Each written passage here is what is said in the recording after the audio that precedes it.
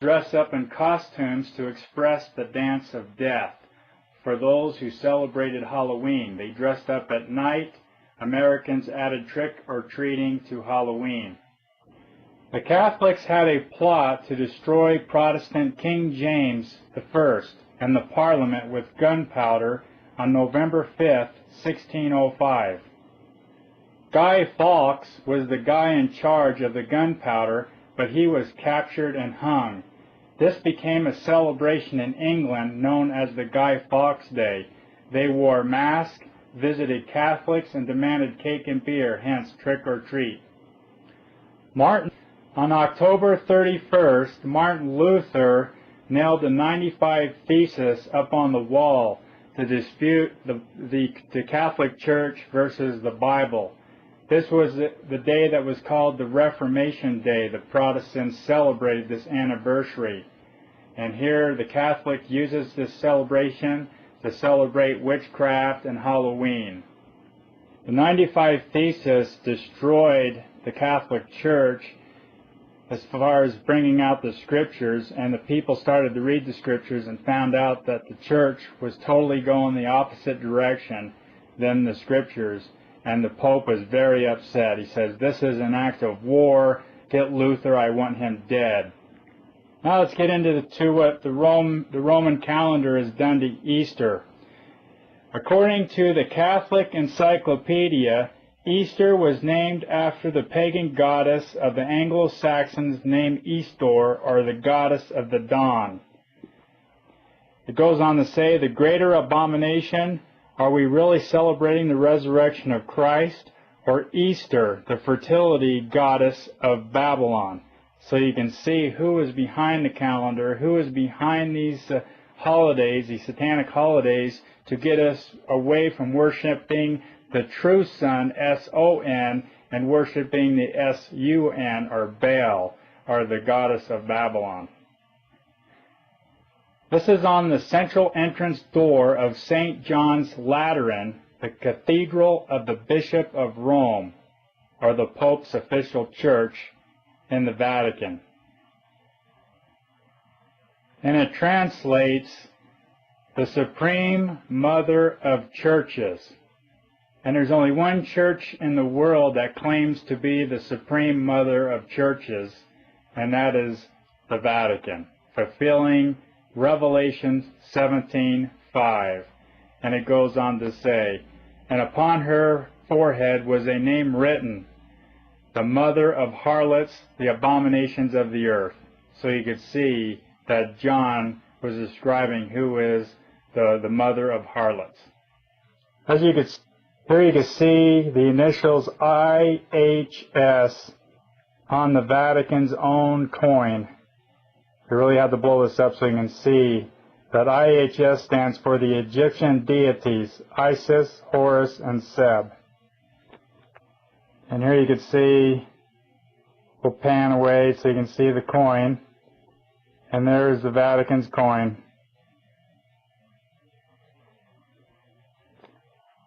This symbol in the yellow is the yin-yang.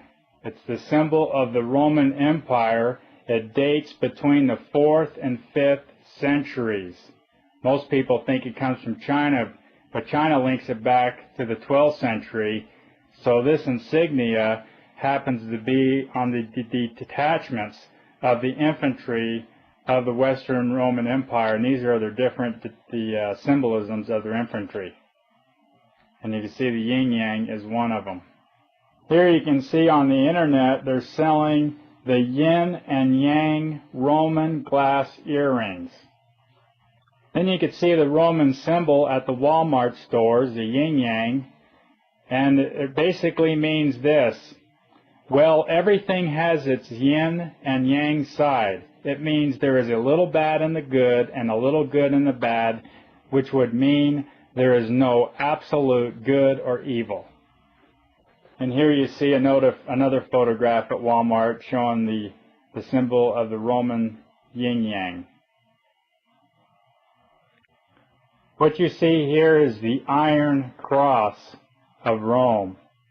And as you can see, the Pope wears the Iron Cross on his uniform. And right here is the Iron Cross with the Nazi swastika in the middle during Hitler's day. Remember what Daniel foresaw? He saw the New World Order splits into legs of iron, and iron is used throughout the scriptures to link it with Rome. Here's another photograph of the Iron Cross of the Roman Empire, and as we pull away you can see that it's Adolf Hitler that wears the Iron Cross. In fact, if you look at all the photographs of Hitler, the only medal he wears on his shirt is the Iron Cross over his heart. Here you also see the Iron Cross with also the skull and bones. Here's also the Iron Cross on the Nazi flag. This is some history that the Vatican does not want you to know, or your media or your schools. Hitler, born and raised a Catholic. On July 1st, 1933, the German government states that Hitler still belongs to the Catholic Church and has no intention of leaving it. You can look this up on the internet under the HolocaustChronicles.com. And here you see Hitler signing an autograph with a Catholic nun. Here you see on Hitler's coins, there's the Nazi swastika, and here's the church.